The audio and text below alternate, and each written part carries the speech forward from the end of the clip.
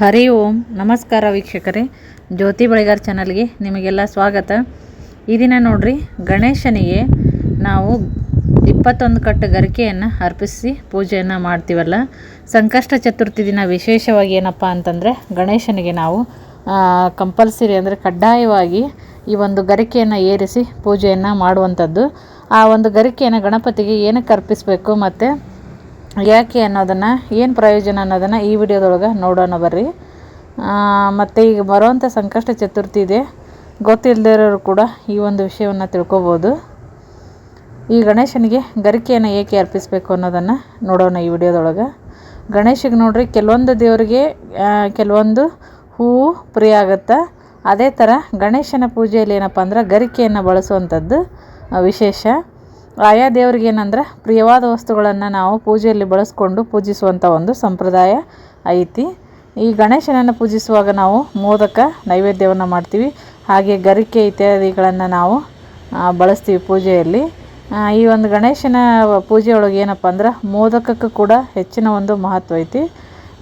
ಈ ಒಂದು ಪೂಜೆಯಲ್ಲಿ ಗರಿಕೆಯನ್ನು ನಾವು ಅರ್ಪಿಸ್ತೀವಿ. ಮತ್ತು ಈ ಒಂದು ದಿನವನ್ನು ಏನಂದ್ರೆ ಗಣಪತಿ ಪೂಜೆಗೆ ಅತ್ಯುತ್ತಮ ಅಂತಲೇ ಹೇಳ್ಬೋದು ನೋಡ್ರಿ. ಸಂಕಷ್ಟ ಚತುರ್ಥಿ ಆಯಿತು, ಆ ನಂತರ ವಾರದೊಳಗೆ ಏನಪ್ಪ ಅಂದ್ರೆ ಬುಧವಾರ ದಿವಸ ಗಣಪತಿ ಪೂಜೆಗೆ ಅತ್ಯುತ್ತಮ ಅಂತ ಪರಿಗಣನೆಯನ್ನು ಮಾಡುವಂಥದ್ದು. ಹಾಗಾಗಿ ನೋಡ್ರಿ, ಭಕ್ತರು ಈ ದಿನ ಗಣೇಶನನ್ನು ಪೂಜೆ ಮಾಡ್ಬೋದು. ಮತ್ತು ಪೂಜಿಸುವಾಗ ಆತನಿಗೆ ಪ್ರಿಯವಾಗಿರುವಂಥ ವಸ್ತುಗಳನ್ನು ಅರ್ಪಿಸಿ ನಾವು ಪೂಜೆಯನ್ನು ಮಾಡೋದ್ರಿಂದ ನಮಗೆ ಆತನ ಅನುಗ್ರಹ ಶೀಘ್ರದಲ್ಲೇ ದೊರೆಯುತ್ತೆ. ಮತ್ತು ಗಣಪತಿಯ ಆಶೀರ್ವಾದ ಕೂಡ ನಾವು ಪಡ್ಕೊತೀವಿ ಅಂತ ಹೇಳ್ಬೋದು. ಯಾವ ವ್ಯಕ್ತಿ ಗಣಪತಿಯ ಆಶೀರ್ವಾದವನ್ನು ಪಡ್ಕೊಂಡಿರ್ತಾನೋ ಅಂಥವನು ತನ್ನ ಜೀವನದೊಳಗೆ ಯಾವುದೇ ರೀತಿಯ ಸಮಸ್ಯೆಗಳನ್ನು ಕೂಡ ಎದುರಿಸೋದಿಲ್ಲ, ಬಂದ್ರೂ ಕೂಡ ಸಲೀಸಾಗಿ ಅದನ್ನು ದಾಟ್ಕೊಂಡು ಹೋಗ್ತಾನೆ ಅಂತ ಹೇಳ್ತಾರೆ ನೋಡ್ರಿ ಹಿರಿಯರು. ಕಷ್ಟಗಳು ನೋಡ್ರಿ ಆ ಒಂದು ವ್ಯಕ್ತಿಯ ಹತ್ತಿರ ಕೂಡ ಸುಳಿಯೋದಿಲ್ಲ. ಮತ್ತು ಬುಧವಾರ ದಿವಸ ಗಣಪತಿಗೆ ನಾವು ಏನನ್ನು ಅರ್ಪಿಸಿ ಪೂಜೆ ಮಾಡೋದು ಉತ್ತಮ ಅಂತಂದು ನೋಡೋದಾದರೆ, ಯಾವುದೇ ದೇವರ ಪೂಜೆ ಆಗಲಿ ನೋಡ್ರಿ, ಆ ದೇವ್ರಿಗೆ ಪ್ರಿಯವಾಗಿದ್ದನ್ನು ನಾವು ಏರಿಸ್ತೀವಿ. ಅದೇ ಥರ ಹುಲ್ಲಿಲ್ದೇನೆ ಗಣೇಶನ ಪೂಜೆ ಅಪೂರ್ಣ, ಗರಿಕೆ ಅಂತ ಕರಿತೀವಿ. ಈ ದೇವತೆಯನ್ನು ಪೂಜಿಸುವಾಗ ನಾವು ಪ್ರಿಯವಾದ ವಸ್ತುಗಳನ್ನು ಅರ್ಪಿಸಬೇಕು. ವಿಷ್ಣು ದೇವನನ್ನು ಪೂಜಿಸುವಾಗ ನಾವು ತುಳಸಿ ದಳಗಳನ್ನು ಹೇಗೆ ಅರ್ಪಿಸ್ತೀವಿ ಅದೇ ಥರ ಗಣೇಶನಿಗೆ ಗರಿಕೆಯನ್ನು ಅರ್ಪಿಸುವಂಥದ್ದು. ಮತ್ತು ಶಿವನನ್ನು ಪೂಜೆ ಮಾಡಬೇಕಾದ್ರೆ ಬಿಲ್ವ ಪತ್ರೆಯನ್ನು ನಾವು ಬಳಸ್ತೀವಿ. ಮತ್ತು ಗಣಪತಿಯನ್ನು ಪೂಜಿಸುವಾಗ ಗರಿಕೆಯನ್ನು ಅರ್ಪಿಸಬೇಕು ಅನ್ನುವಂಥ ಒಂದು ನಿಯಮ ನೋಡ್ರಿ. ಅದನ್ನು ಅರ್ಪಿಸಿದಾಗ ಗಣಪತಿ ಪೂಜೆಯನ್ನು ನೋಡ್ರಿ ಅರ್ಪಿಸಿದೇನೆ ಮಾಡಿದರೆ ಅಪೂರ್ಣ ಅಂತನ ಪರಿಗಣನೆ ಮಾಡುವಂಥದ್ದು. ಅದು ಏನಂದ್ರೆ ಅಂಥ ಒಂದು ಇಷ್ಟು ಕಟ್ಟು ಗಣಪತಿಗೆ ಅದನ್ನು ಇಟ್ಬಿಟ್ಟು ಎರಡು ಕಡೆಯೂ ಸ್ವಲ್ಪ ಕಟ್ಟಿ ಇಟ್ಟಿರ್ತೀವಿ ನೋಡ್ರಿ. ಗಣಪತಿ ಪೂಜೆ ಮಾಡಬೇಕಾದ್ರೆ ಅದರದ್ದೇ ಒಂದು ನಿಯಮ ಐತೆ. ಅದಕ್ಕೂ ಕೂಡ ಹೆಂಗೆ ಬೇಕು ಹಂಗನ ಅದನ್ನು ಏರಿಸೋಷ್ಟಿಲ್ಲ ಗರಿಕೆಯನ್ನು. ಬುಧವಾರ ದಿನ ನೀವು ಗಣಪತಿಯನ್ನು ಪೂಜಿಸುವಾಗ ಆತನಿಗೆ ಏನಪ್ಪ ಅಂದರೆ 21 ಕಟ್ಟು ಹುಲ್ಲನ್ನು ಅರ್ಪಿಸಬೇಕು. ಈ ಒಂದು ಹುಲ್ಲು ಏನಂತಂದ್ರೆ ಗರಿಕೆ ಅಂತ ಕರಿತೀವಿ, ದೂರ್ವ ಅಂತಲೂ ಕೂಡ ಕರಿತೀವಿ. ಗಣಪತಿಗೆ ಅರ್ಪಿಸೋದ್ರಿಂದ ನಮ್ದು ಏನೇ ಇಷ್ಟಾರ್ಥಗಳು ಇದ್ದರೂ ಕೂಡ ಅದು ಶೀಘ್ರದಲ್ಲೇ ಈಡೇರುತ್ತೆ ಅಂತ ಒಂದು ನಂಬಿಕೆ ನೋಡ್ರಿ. ಹಾಗಾಗಿ ಗಣಪತಿಗೆ ನಾವು ಅದನ್ನು ಏರಿಸಬೇಕು. ಮತ್ತು ಗಣಪತಿಗೆ ಅದು ಭಾರಿ ಇಷ್ಟ ಅಂತಲೇ ಹೇಳ್ಬೋದು. ಗಣೇಶನಿಗೆ ಗರಿಕೆ ಹುಲ್ಲು ಇಷ್ಟವಾಗೋ ಒಂದು ಕಥೆನೂ ಕೂಡ ಐತೆ ನೋಡ್ರಿ. ಏನಪ್ಪ ಅಂತಂದ್ರೆ ಈ ಒಂದು ಕಥೆಯ ಪ್ರಕಾರ ಏನಂದ್ರೆ, ಹಿಂದಿನ ಒಂದು ಕಾಲದೊಳಗೆ ಇದು ಪುರಾಣದಲ್ಲಿ ಬರುವಂಥದ್ದು. ಅನಲಾಸುರ ಅಂತ ಒಬ್ಬ ರಾಕ್ಷಸ ಇರ್ತಾನಂತ. ಆತ ಭೂಮಿ ಮೇಲೆ ಎಲ್ಲಂದ್ರಲ್ಲಿ ಅಶಾಂತಿಯನ್ನು ಸೃಷ್ಟಿ ಮಾಡಿದ್ನ. ಹಾಗಾಗಿ ಏನು ಮಾಡ್ತಾನಂದ್ರೆ ರಾಕ್ಷಸನ ತನ್ನ ಹಸಿವನ್ನು ನಿಗಿಸ್ಕೊಳ್ಳೋಕೆ ಏನು ಮಾಡ್ತಿದ್ನಂದ್ರೆ ಋಷಿಗಳನ್ನು ಆತ ನುಂಗಿ ಬಿಡ್ತಾ ಇದ್ನಂತ. ಅನಲಾಸುರ ಅನ್ನೋ ಒಬ್ಬ ರಾಕ್ಷಸ. ಆ ಒಂದು ರಾಕ್ಷಸನ ಭಯ ಏನಪ್ಪ ಅಂತಂದ್ರೆ ಹೆಚ್ಚಾಗಿತ್ತು. ಮತ್ತು ದೇವತೆಗಳಿಗೂ ಕೂಡ ಅದನ್ನು ತಡೆಯೋಕೆ ಆಗದೆ ಇರೋ ಟೈಮ್ ಒಳಗೆ ಋಷಿಗಳು ಮತ್ತು ದೇವತೆಗಳೆಲ್ಲರೂ ಒಂದು ಕಡೆ ಒಟ್ಟುಗೂಡಿ ಈ ಒಂದು ಪಾರ್ವತಿ ನಂದನ ಬಳಿಗೆ ಬಂದು, ಅಂದರೆ ಗಣೇಶನ ಹತ್ರ ಬಂದವರು ಈ ಒಂದು ಅನಲಾಸುರನಿಂದ ಮುಕ್ತಿಯನ್ನು ಕೇಳ್ತಾರೆ. ನಮ್ಗೆ ಅವನಿಂದ ಮುಕ್ತಿ ಕೊಡಿಸು ಅಂತ ಗಣೇಶನ ಕೇಳ್ತಾರೆ.